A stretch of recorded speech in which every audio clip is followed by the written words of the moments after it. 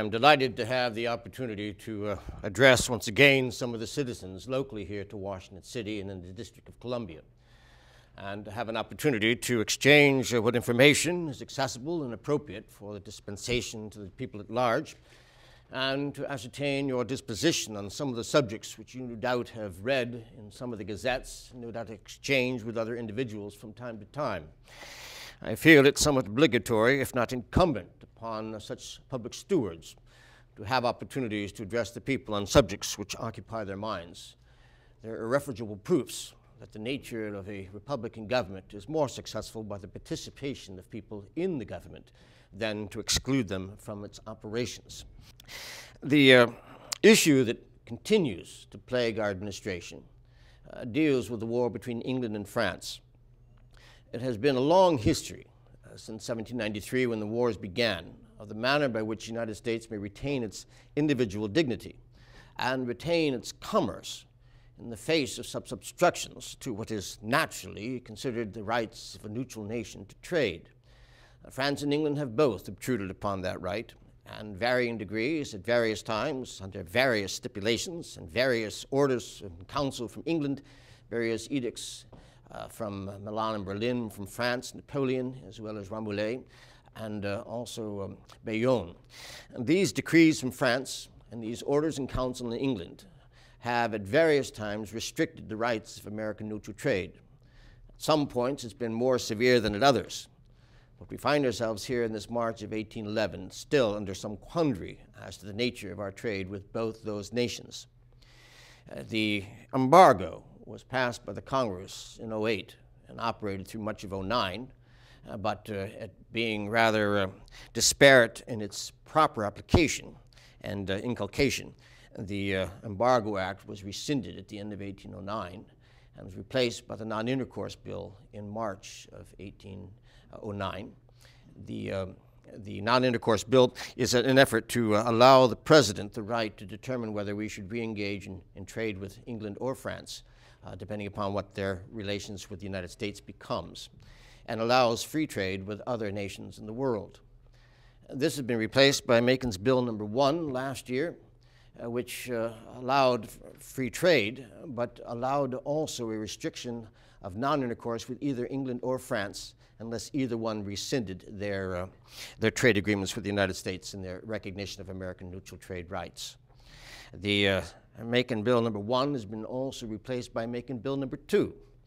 Macon Bill No. 1 did not receive the ready approbation of Congress. They felt that there was too great restrictions of trade from England to the United States.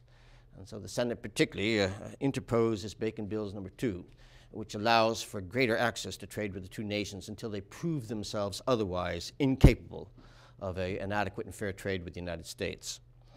This is, simply put, the status of American commerce with England and France. There are a host of instances with each country that would require a visitation on the part of the American people to ascertain the reasons why our tensions with England and France are so pronounced.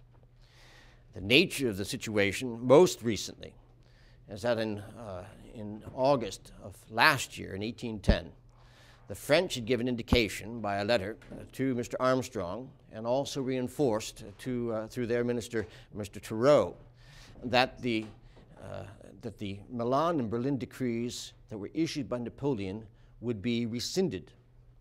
As a consequence, we gave notice to England that they had 3 months until the 2nd of March to rescind their orders in council, and like fashion with the French. And if they did not, then we would impose non-intercourse with the British and retain our intercourse, our commercial intercourse with France. The 2nd of March came and went, and there was no word from England. Indeed, England seemed to be more insistent upon retaining their orders in council. And that is why we are more intensely addressed to England in matters of commerce than we are to France. The second reason is, of course, that England has much more command of the ocean than does France, and the interposition upon American commerce is more likely to come from England than it is from France.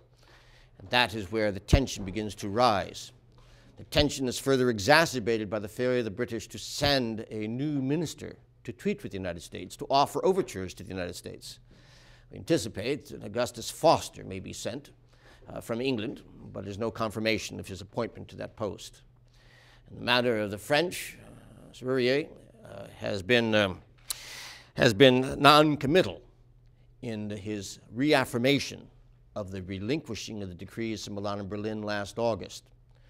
We need to have proofs of the French sincerity and their relinquishment of the Milan and Berlin decrees in order to win public acclaim for the new commercial relationship with France, that is, lack of restriction.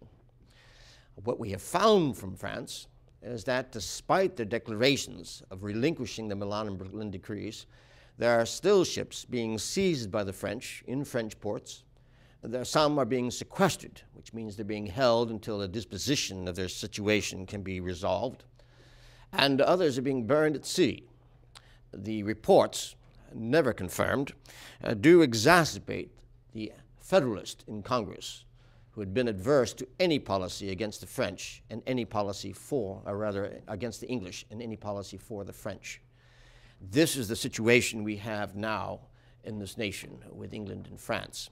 It's a very cursory review of the matter, and I should be pleased to indulge more intimately with the facts should the question arise.